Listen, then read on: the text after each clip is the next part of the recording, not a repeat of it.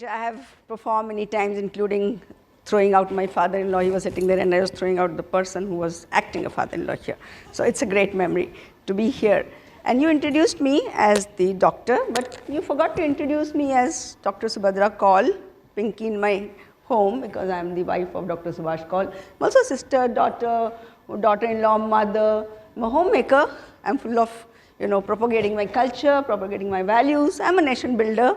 I love to, take care of my country. I'm a global ambassador. Whenever I go out of the country, this is my dress. I want to, promote my textile workers. And I believe in Vasudev Kutumbakam. Like everybody, this whole world is mine. Footpath har sadak ka aashiyan hai hamara, rehne ko ghar nahi, sara jahan hai hamara. So bringing up kids till they fly away has been a very important part of my life. I think the story of my birth set the stage. My father danced when I was born, and his sister said, "Arey ladki to hui hai, it's only a girl, why are you dancing?" And he threw a big vazwan because he wanted to show the world who has come into his life. This gave me so much confidence. Throughout my childhood, I was told, don't touch her. She's her father's favorite. He put a vazwan for her. I'm here, I'm speaking because I have that, I was made a wild horse by my father. I could do anything. But it was my mother, full of quiet wisdom, spirituality, Kashmir Shaivism, who had to rein in this wild horse. Otherwise, I would have been, somewhere else. And then we met, me and Subhash, in 1981 here in GMC. And this is, our first and only photograph in the only sari he has ever purchased for me.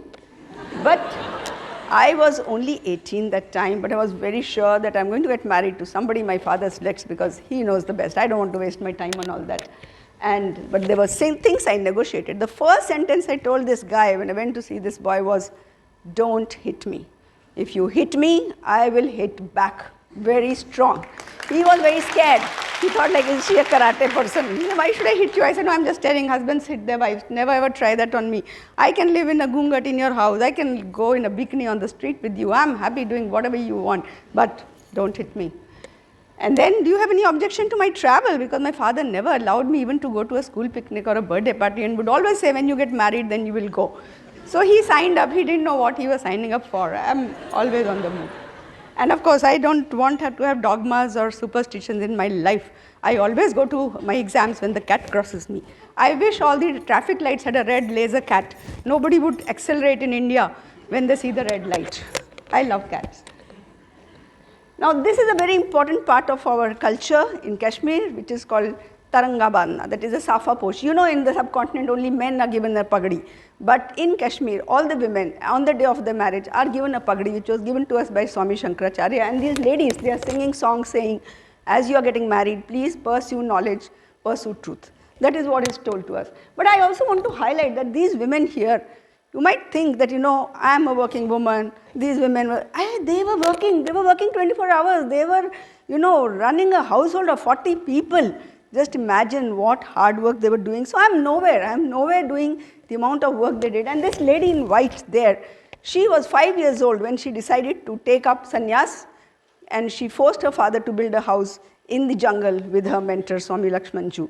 So women are my legacy. Women are my strength. They have done wonders, and I'm not going to let them down. So the day I got married, this I wrote on my bedroom wall on my honeymoon night, mother-in-law is always right. And everybody in the house, please follow it. And it has always been the dictum. I'm the heroine in my office. I'm the heroine in this audience. But I made it sure that she was the queen of my home. And we have been great friends since that time. We have had no issues because I have another queen to take care of me. And then I went to Chandigarh, did my MS, and I had a planned pregnancy. I didn't want to postpone right in the middle of my PG. I planned, had my baby, and at 18 days of life, I handed that baby over to her, who has brought up the best man in my life. So she will take good care of that child.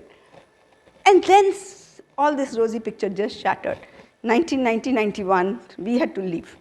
We had to leave everything, and we landed up into Sheher-e-Mohabbat, Hyderabad, which is the city built by a king for the love of his queen. And I would always say there was Kuli Qutub Shah and Bhagmati, and now it is Subhash and Subhadra. So we were really happy. For 15 years, we couldn't go back and see our house. And when we went in 2013 to West Su, this was my house.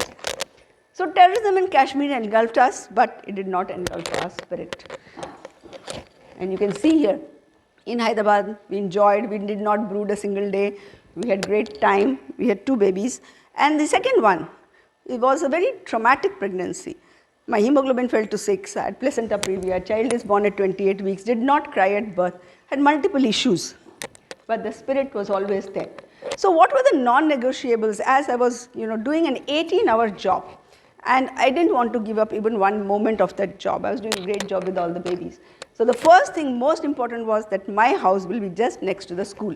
When my child changed school, I changed my house. I don't want my children to travel in the bus and traffic for 4 hours a day. They better just get up from sleep, have their cup of milk, and land into the school. The schedules. It was very important that my children should follow my schedule. So at 3 o'clock in the afternoon, I gave a call to my kids and said, please do your homework. If you don't do your homework, I'm going to a movie at 9 in the night show. Then you can't come with me, then you'll have to do your homework. By 4, all homework was done. Parents are not there to do homework. Homework should be done by themselves. I have never ever done a homework with them. I have spent a lot of time with my kids in the night from 9 to 11, reading books, seeing movies, playing cricket in the hall and breaking all the glass panes in my room, all the time in sports and value sharing, and no time in making them do their homework. Now the other basic principles, complete freedom to choose their paths in life. So at 17, my son is going to BITS Pilani and his friends have come, dropped some gifts. He goes out, I try to sort out that gifts. This has to go to BITS, this has to remain here. And this is the pile where I don't know whether he wants to take or not. And in that pile, I put one of the gifts, which was a packet of condom. So once he comes, he asks. I told him, this is a pile you have to sort out. So he's there and I'm there, and he picks it, and the moment he looks at that condom, I said, Rakh lo, maybe you will need it, please keep it. No, I don't think I'll need it. I said, no, you may need it. Please keep it. But if you don't think you need it, leave it here. We'll use it. So my husband was shocked. He said, what are you talking to him? I said, come on here. He should know that all of us use condoms and he can also use it. It's for his protection. Why should we make such a big deal out of it? That's why I told it to him. That, it's okay. It's okay to use it. Please use it. It is for protection. So that's what. Just tell them the choices. So at 25, he wants to go with me to Rome. When we went to Rome, on the flight, he said, Mama, I'm not going to go and see all those museums and paintings and churches which you want to see in Rome. I'm going to go pub crawling, and I'm going to lose my virginity. I said, that's fine, please do it, but please take me also. Right? We don't take moms to pubs. I said, yeah, but your father is never going to take me, and I want to go and see this pub. So you just take me there, and after that you disappear and do what you want. I'm not going to police you, but I'm a little, hesitant to enter a pub. I don't know what is a pub, so please take me.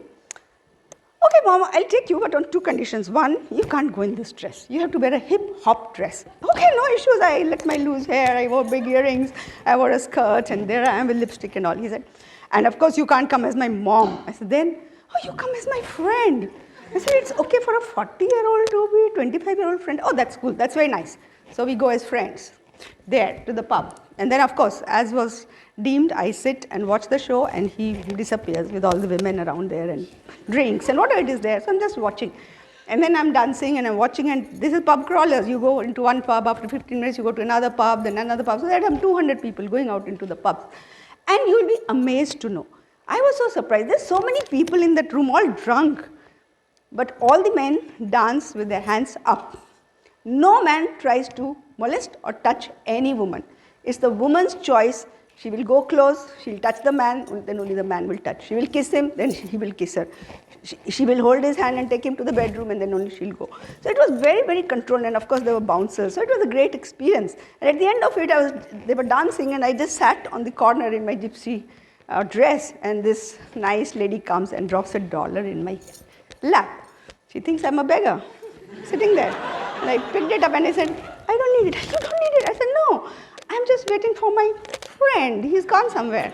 So anyway, so what I want to say is that I want to participate in their life. They should participate in life, and we are very, important things to discuss. And when we are around, and then when we entered the pub and we are seeing the culture, that's where I started telling him about the risk of HIV in such a situation where you are having a one-night stand with unknown people. People come to Rome from all over the world. You have no idea who are these people. He didn't lose his virginity. The time is vision. We have very limited time, and we have to use every moment of it. And I have a whole lecture of time. But what I'm going to tell you here is that I decided upfront when I wanted to work 18 hours that every moment of my life I'm going to do those things which no one else can do. Only I can do. And all other things I'm going to outsource to everybody else. Building the team, just like my joint family had built their team with all the women in the house. So this is part of my team, my children, my housekeeper. I made her skilled. I skilled her to the extent I got her tuition. She can speak English, she can read every medicine, she knows how to take care of the babies, and she's a very trained member with me for the last 35 years. So she has been taking care of everything in the house, and she's been really heavily skilled towards what I wanted. Very early I realized that early morning when I get ready and I'm going to my hospital, my child starts crying because he thinks I'm going to a party, or I'm going to a cinema hall, or I'm going to a mall, because that is where he goes when we go dressed up. He has no clue that there's something called a hospital and there's a commitment and there's a working mother.